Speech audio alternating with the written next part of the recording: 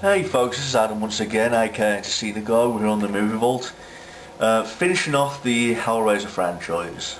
Well, even though I've got up to part 8, Hellraiser Hellworld, which I'm right here on DVD, part 8.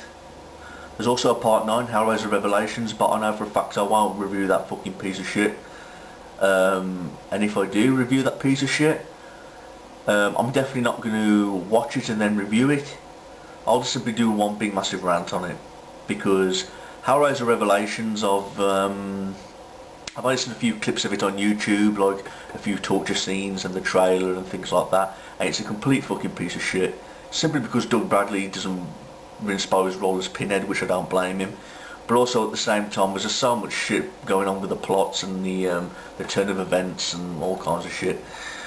But with that being said, right now I'm reviewing Hellraiser Hellworld, which is part 8, which was released in the year of 2005. And believe it or not, I did not watch this movie and then decide to make a review on it. Okay. I've only seen this movie once. And if I've only seen the movie once, that tells you a lot of things. It simply tells you that it's not really that good. It also simply tells you that it's definitely not as good as the other ones in the whole franchise. Now, I don't hate the movie. I do remember watching Hellraiser Hellworld with a friend, and my friend didn't quite enjoy it. Well, he would do, because he's a big Hellraiser fanatic and he's a big fan of the Pinhead character. But me, on the other hand, I think we've come way past you now, way past you, to the point where Pinhead is just being used for all the wrong reasons, and the Hellraiser franchise took a wrong turn for the worse, and we all know the first 3 movies are the best. After part 4 they just basically used random scripts of any movie that they didn't go ahead with. It was like as if they didn't care about what they was doing with the Hellraiser franchise. It was like as if they selected a random script and say, oh yeah, we'll make a few changes here and there, you know, add a few torturous killings and just throw Pinhead in it. And therefore we're going to make Hellraiser Inferno, Hellraiser Bloodline, Hellraiser Deader, you know, and all that other kind of shit. Well, Hellraiser Hellworld is just simply another one of those films. Hellraiser Hellworld to me just reminded me of one of those typical 2005 movies that you'd see in a horror movie these days. You know, a bunch of teenagers fucking about, having sex, swearing, and having all, you know, just doing basically all kinds of random shit. Well, Hellraiser Hellworld involves all of that, because this was released in the year 2005, and basically all it's about is the film starts off with this circle of teenagers, and they're addicted to this game online called Hellworld, and Hellworld is an online computer game based on the Hellraiser series. But then the film opens up at the funeral of this kid named Adam, and he was one of the friends who was obsessed with the game, and he committed suicide after becoming too obsessed in the game, basically. And the remaining 5 friends blame themselves for not having prevented Adam's suicide. So they all blame themselves individually for Adam's suicide for the game, even though they still remain fanatics of Hellworld, you know, for the online game. And then the film skips to 2 years later, and they attend a private Hellworld party at an old mansion after receiving invites through the game. So with them being big fanatics of the game Hellworld and the Hellraiser series, they attend this big mansion party, which is filled with other fans of the franchise as well, and other fans of the game Hellworld. And basically it's one big random piss up house party, basically. Not a bad party. I wish we all had parties like that today, you know, random drinking and having sex and having all that kind of crazy shit happening. So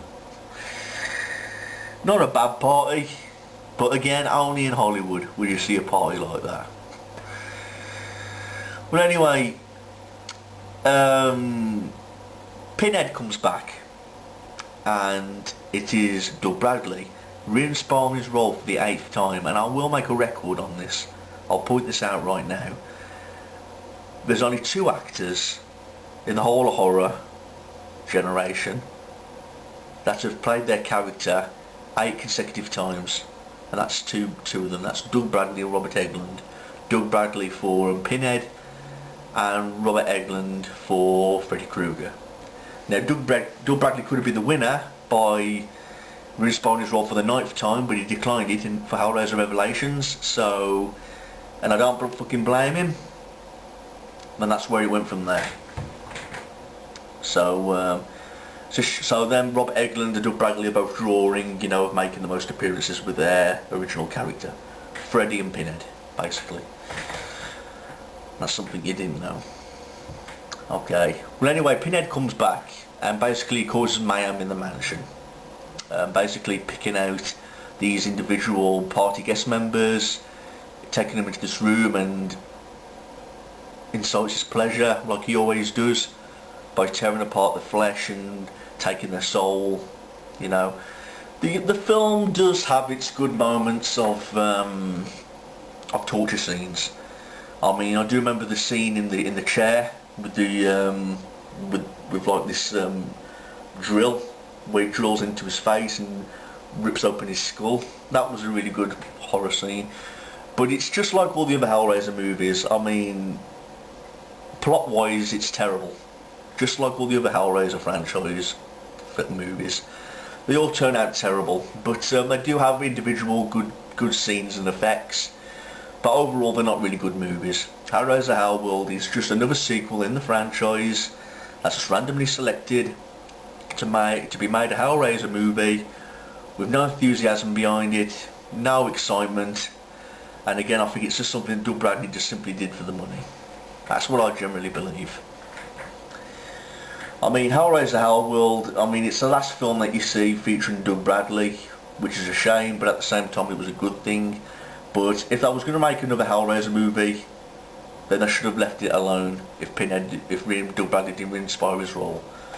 Hellraiser Hellworld is the 8th sequel in the franchise, and they should have fucking left it there. Who came up with that idea? Evil goes online. So basically you got Hellraiser from the first 1 or 2, 3 movies where he's like a soul collector. You got Inferno, where you only see like about a few minutes of him. But you got all these series happening, and yet it all comes alive in a video game in Hellworld in the year 2005, all put together as one. It's fucked up. Really fucked up. I mean, if you're into like the whole sex stuff and bad language coming from teenagers, then I suppose this is good enough for you. I mean, but basically I've seen loads of movies like that. I mean, it's films like Carnival of Souls, I believe it was called at one time.